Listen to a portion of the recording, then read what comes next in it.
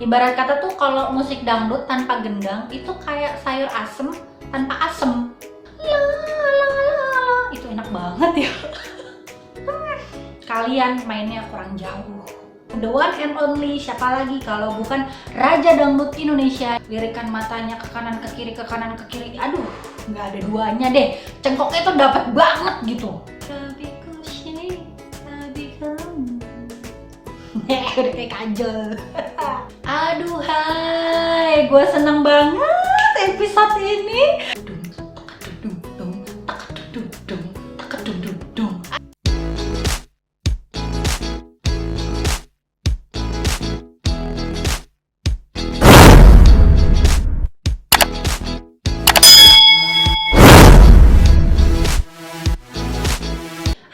Assalamualaikum warahmatullahi wabarakatuh. Gimana kabarnya teman-teman semua hari ini? Semoga kita semua selalu dalam keadaan sehat ya. Amin. Hari ini kenapa aku kelihatan meriah banget? Bajunya cerah warna kuning, kerudungnya juga warna-warni kayak permen karet. Ada apa sih sebenarnya hari ini? Apakah temanya berhubungan sama baju aku? Enggak sih, sebenarnya nggak ada hubungannya ya. Emang lagi pengen kelihatan cerah aja hari ini supaya nggak kelihatan pucet, nggak kelihatan lesu gitu. Ya, di video kali ini aku akan bawakan tentang cerita singkat munculnya musik dangdut di tanah air. Siapa sih yang gak suka sama genre musik yang satu ini nih? Pastinya ya, kalau udah denger musik dangdut secara gak sadar nih, badan kita pasti bakal ikut goyang. Entah itu cuman kepalanya yang goyang-goyang, atau pundaknya goyang-goyang, atau mungkin cuman jempolnya aja yang goyang. Tapi pasti secara gak sadar, anggota badan kita pasti ada aja yang goyang, ya kan? Sampai ada lagunya tuh kan tuh, Project Pop buat lagu yang judulnya Dangdut is the Music of My Country. Ya karena emang bener, dangdut ini emang identik banget jadi salah satu ciri khas musik dari Indonesia. Nah makanya aku nih kepo nih, pengen banget tahu sebetulnya sejak kapan sih genre musik ini tuh udah dikenal sama masyarakat kita? Dan kira-kira asal-usul genre musik ini tuh gimana sih? Nah, kalian juga pasti kepo kan sama kayak aku. Kalau kalian kepo pengen tahu juga sama kayak aku biar makin luas nih wawasannya, ya udah tontonin aja video ini sampai habis, jangan di-skip. Tapi sebelumnya aku mau disclaimer dulu ya. Kalau semua informasi yang aku sampaikan di semua video-video aku selama ini, itu semua adalah berdasarkan hasil research aku lagi dari internet ya. Jadi kalau menurut kalian ada informasi yang aku sampaikan ini selama ini ada yang kurang tepat, kurang lengkap, atau mungkin ada infonya ini yang salah, nggak apa-apa. Kalian langsung benerin aja, langsung aja kalian koreksi. Caranya gimana? Gampang banget dong. Tentunya langsung kalian tulis aja di kolom komentar ya. Langsung dikoreksi aja apabila andai kata, ibarat, atau seumpama ada informasi yang aku sampaikan ini ada yang kurang tepat, kurang lengkap, atau mungkin ada yang salah, gak apa-apa, langsung kalian koreksi aja ya. Aku tuh sangat terbuka banget buat hal itu. Ya anggap aja kita sama-sama lagi belajar ya. Dan ada satu lagi nih mau aku ingetin juga, sebelum kalian lanjut nonton video ini, itu dong tolong disempetin sebentar aja, itu tombol like-nya diklik. Terus juga jangan lupa di subscribe juga. Dan satu lagi ada tombol lonceng itu diklik juga. Supaya kalau nanti aku ada upload video terbaru, kamu bakal jadi orang pertama yang bisa nonton video aku. Ya udah kalau gitu openingnya nggak usah kepanjangan, ntar kalian keburu bosen, ntar kalau udah bosen keburu kabur lagi. Ya udah kalau gitu kita langsung lanjut aja ya videonya. Oke, ini dia cerita singkat musik dangdut di Indonesia. Enjoy the video ya. Musik dangdut. Di Indonesia ini siapa sih yang nggak suka sama genre musik satu ini? Jangankan di Indonesia ya, ternyata nih musik dangdut ini juga banyak banget penggemarnya loh di negara lain. Banyak banget tuh ternyata bule-bule yang fasih banget nyanyiin lagu-lagu dangdut. Mereka ini hafal liriknya sampai bisa banget niruin cengkok-cengkoknya. Bahkan nih ya sampai goyangannya mereka tuh jago banget loh niruin. Kayak contohnya yang satu ini nih.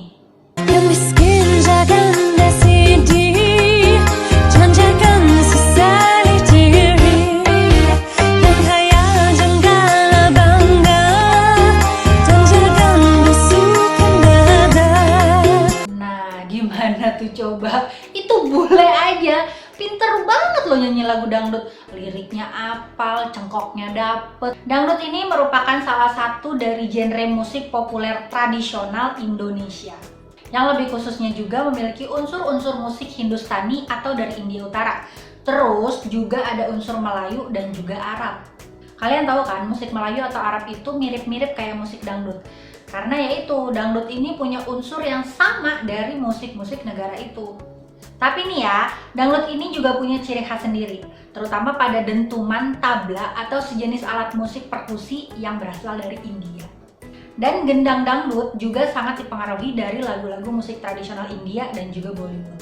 Emang ciri khas banget ya dangdut itu sama gendang. Ibarat kata tuh kalau musik dangdut tanpa gendang itu kayak sayur asem tanpa asem. Gimana? Sayur asem tanpa asem? Ya nggak jadi sayur asem dong. Ya sama kayak dangdut. Dangdut tanpa gendang, ya kayaknya bukan dangdut deh. Karena itu tadi udah jadi satu kesatuan sama kayak sayur asem. Sayur asem kalau nggak ada asem, ya namanya bukan sayur asem. Kalau dangdut tanpa gendang, kayaknya bukan dangdut ya. Karena ya itu, justru gendangnya itu tuh yang bisa bikin tiba-tiba secara nggak sadar anggota badan kita tuh ada aja gitu yang goyang. Ya karena gendangnya itu yang bikin kita tuh secara nggak sadar tiba-tiba ikutan goyang aja. Pada awalnya sebetulnya musik dangdut ini dikenal dengan nama Orkes Melayu. Nah kemudian dangdut ini dipengaruhi musik India melalui film Bollywood yang dibawakan oleh Elia Kadam.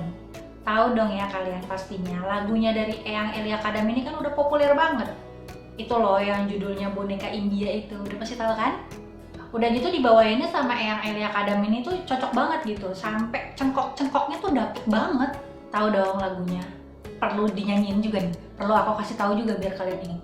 Yang lagunya gini nih, hatiku gembira, riang tak terkira, mendengar berita, kabar dan bahagia.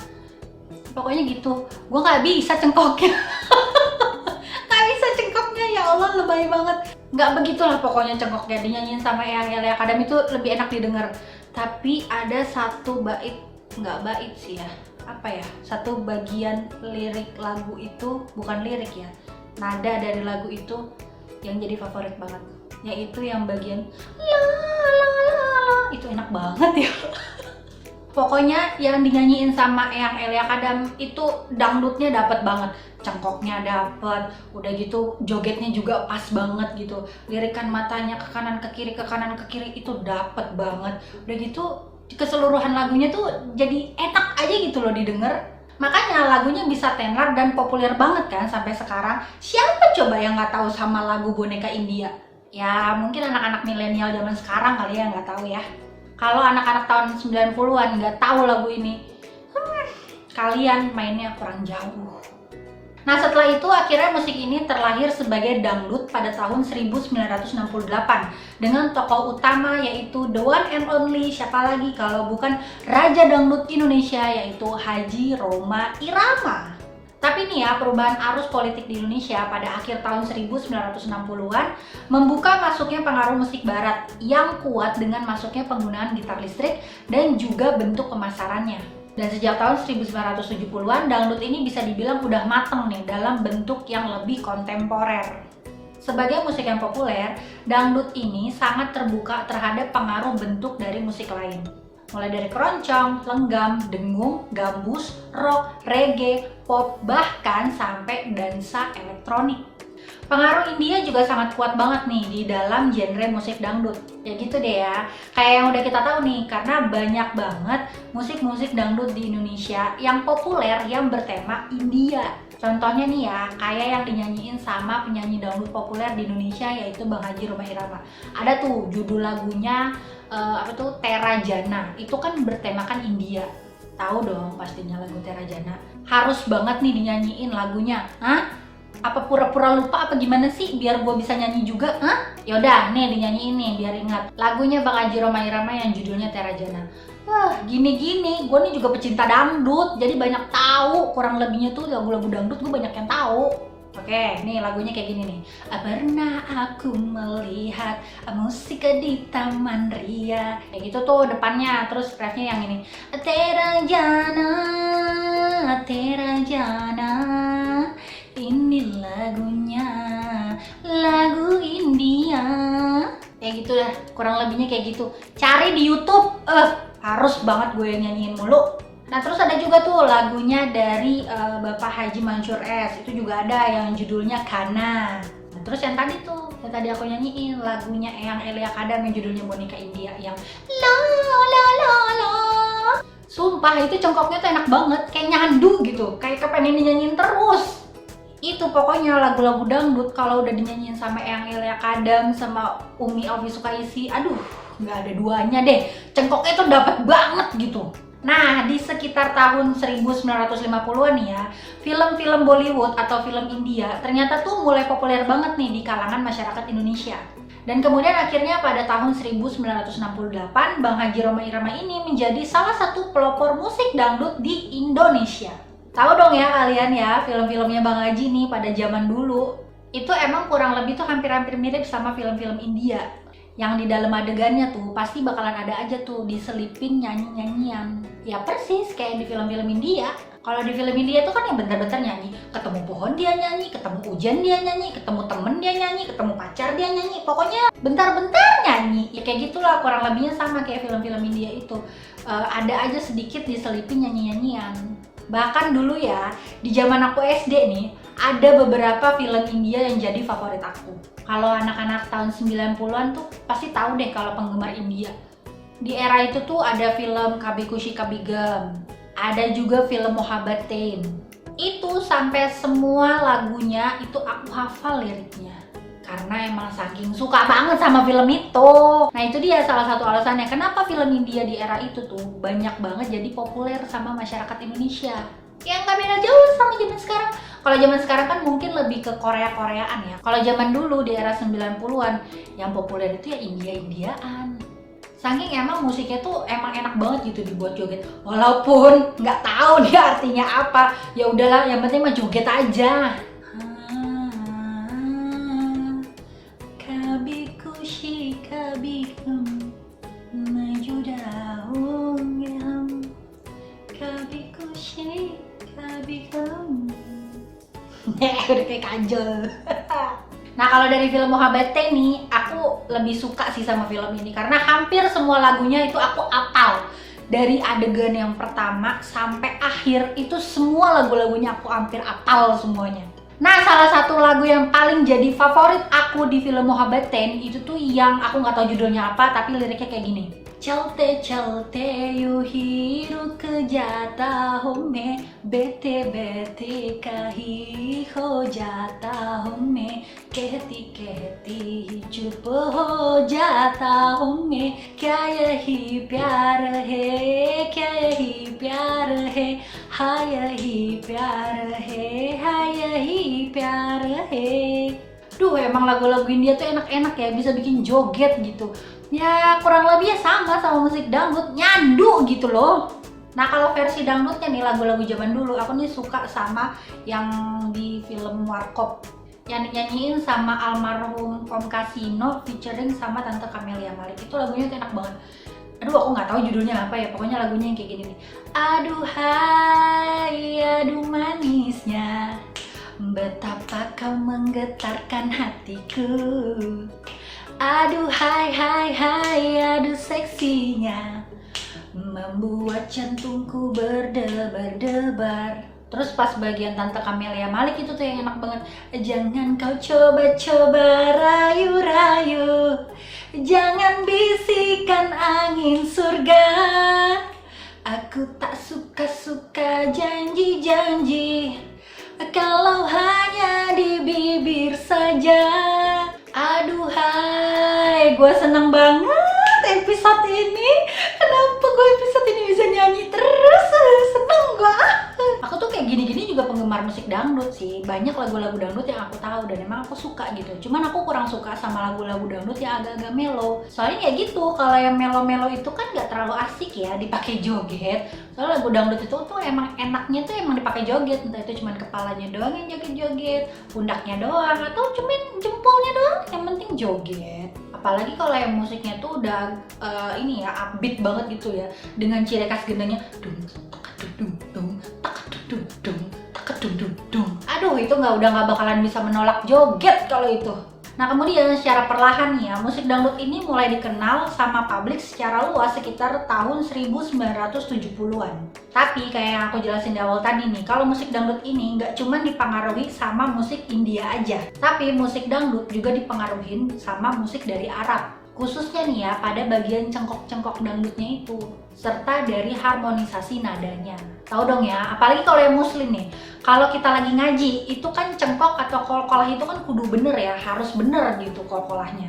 Nah di Arab nih ya, nyanyiannya itu juga sama, kudu pakai cengkok dan kol-kolah. Nah dangdut ini juga beradaptasi cengkok-cengkoknya nih dari lagu-lagunya ini karena berpengaruh dari musik Arab. Makanya ya kalau orang muslim ini nih yang pintar ngaji, itu rata-rata pasti pintar juga nih nyanyi lagu dangdut. Suaranya itu tuh udah pasti bagus gitu kalau nyanyi dangdut. Soalnya mereka ini udah biasa nih, hafiz atau hafizoh ini, mereka sudah terbiasa dengan cengkok dan kol-kolah waktu saat mengaji. Jadi kalau misalkan mereka disuruh nyanyi dangdut, itu pasti suaranya bagus. Dan semenjak itulah di tahun 1970 sampai 1980-an, musik dangdut ini jadi primadona genre musik yang sangat diminati sama masyarakat di Indonesia. Awalnya nih ya, kisah dalam lagu dangdut ini dibuat dari kisah-kisah romantis. Tapi semakin lama, musik dangdut ini juga turut membahas berbagai isu sosial serta mengajak pendengar untuk senantiasa mengingat ajaran agama Islam. Salah satu yang mempopulerkan lagu dangdut dengan unsur-unsur ajaran agama yaitu tadi the one and only, siapa lagi kalau bukan Raja Dangdut Indonesia, Bang Haji Rohai Rama. Beliau ini adalah sosok yang mempopulerkan lagu-lagu dangdut dengan memasukkan lirik-lirik yang banyak diambil dari kutipan-kutipan ayat suci. Jadi banyak itu nih guys, lirik yang dibuat sama beliau yang diambil dari arti-arti di dalam Al-Quran. Bagus banget itu ya. Jadi sembari menyalurkan hobinya beliau ini dengan bernyanyi, jadi musisi dengan menciptakan lagu, tapi bisa sembari berdakwah juga. Udah hobinya tersalurkan, dapat pahala juga dong pastinya. Dan for your information ya, kalau dulu ketenaran musik dangdut ini pernah membuat musik ini dilarang sama pemerintah nih untuk disiarkan di radio serta televisi pemerintah. Tepatnya pada tahun 1990-an, pemerintah ini menganggap jika musik merupakan salah satu lambang penting dalam pembangunan Indonesia, serta menghilangkan batasan yang mungkin pernah ada sebelumnya. Jadi mungkin lirik-liriknya ini banyak yang menyinggung pemerintahan kali ya. Tahu dong, zaman dulu pemerintahan kan agak-agak gimana gitu ya, nyinggung dikit tahu-tahu hilang. Nah mungkin musik juga gitu ya, salah satunya dangdut ini. Pas lagi tenar-tenarnya nih digandrungin sama banyak masyarakat Indonesia, tapi malah nggak boleh disiarin di radio sama televisi pemerintah. Ya jadi mereka promonya mungkin lewat konser-konser aja gitu ya. Meskipun nih ya saat ini ketenaran musik dangdut udah nggak seheboh dulu, tapi musik dangdut ini masih punya banyak banget nih penggemarnya di Indonesia. Tahu dong ya, makin kesini genre-genre musik lain tuh udah makin banyak aja, apalagi musik-musik dari luar. Dan sebelumnya aku minta maaf ya, mohon maaf nih dulu sebelumnya, tidak ada maksud menyinggung siapapun. Gak sedikit juga kan ya yang berpikir kalau dangdut ini tuh adalah musik buat kalangan menengah ke bawah. Makanya banyak yang gengsi gitu untuk mengakui kalau dia ini sebenarnya suka sama musik dangdut. Padahal mah ya, kalau disuruh dengerin itu pasti mereka juga bakalan ikutan goyang. Cuman mereka tuh gengsi aja karena banyak yang menilai kalau musik dangdut ini itu adalah musik untuk kalangan menengah ke bawah. Ngapain malu sih? Toh dangdut ini juga salah satu musik khas Indonesia juga kan. Justru bangga lah kita, malah banyak loh orang luar negeri yang suka, bahkan hafal dan fasih banget tahu buat nyanyiin lagu dangdut. Masa mereka aja jago, terus kita nih bangsa sendiri malah kalah? Gak bisa gitu, malu buat nyanyiin lagu dangdut. Hey, hello! Jadi hayolah, mulai sekarang kita cintai produk dalam negeri. Ya salah satunya ini, musik dangdut. Enak-enak tahu musik dangdut itu bisa dinikmatin sama semua kalangan. Mulai dari anak kecil, orang dewasa, bapak-bapak, ibu-ibu, anak muda, remaja, tua, muda, kakek, nenek. Semuanya itu bisa nikmatin musik dangdut. Cuma ya gitu ya, zaman sekarang musik dangdut ini tuh udah goyangannya tuh udah agak-agak banyak yang ekstrim ya. Udah banyak banget gitu penyanyi-penyanyi dangdut pendatang baru yang nggak menomorsatukan suara, tapi justru mereka malah menonjolkan goyangan. Makin heboh goyangan itu justru mereka tuh malah makin laku. Mau suaranya nggak bagus, kayak mau pakai lip sync, kayak mau apa, kayak nggak apa-apa. Yang penting jogetnya heboh, itu udah pasti laku. Jadi ini tuh yang salah satunya bisa mencoreng dunia dangdut di Indonesia. Suka heran sih ya sama penyanyi dangdut zaman sekarang, lagunya apa, jogetnya gimana. Jadi kayak seolah-olah kita tuh kayak disuruh fokus sama goyangan mereka aja gitu. Udah lo nggak usah peduli sama suara gue, mau suara gue cempreng, mau suara gue nggak enak didengar apa segala macem, nggak apa-apa. Yang penting lo fokus aja ngeliatin goyangan gue. Kayaknya tuh seolah-olah tuh kayak harus fokus ke jogetnya mereka aja. Kayak itu tuh contohnya si mbak-mbak yang berdua itu tuh. Tahu dong, ya dong. Aku nggak usah nyebutin merek. Pokoknya yang berdua itu tuh yang bohai-bohai, yang punya ciri khas goyang dribble. Lagunya apa, jogetnya gimana? Aduh. Bukannya apa-apa sih ya mbak, ini mohon maaf nih ya, saya tuh cuma ngilu gitu kalau ngeliatin si mbaknya joget, takut copot, cuma takut ada yang lepas aja gitu loh mbak. Itu yang mumbul-mumbulnya itu tuh saya tuh cuma takut copot aja gitu pas lagi joget. Tapi tenang ya, walaupun banyak penyanyi baru bermunculan nih dengan goyangan-goyangan hebohnya, kita masih bisa kok nikmatin musik dangdut yang kayak dulu saat awal-awal dangdut ini tenar di Indonesia. Dengan liriknya yang bagus, musiknya yang asoy tentunya, dan juga goyangannya yang pas, nggak ekstrim banget. Karena sampai saat ini masih banyak kok musisi dangdut yang masih tetap mempertahankan keaslian dari musik dangdut ini.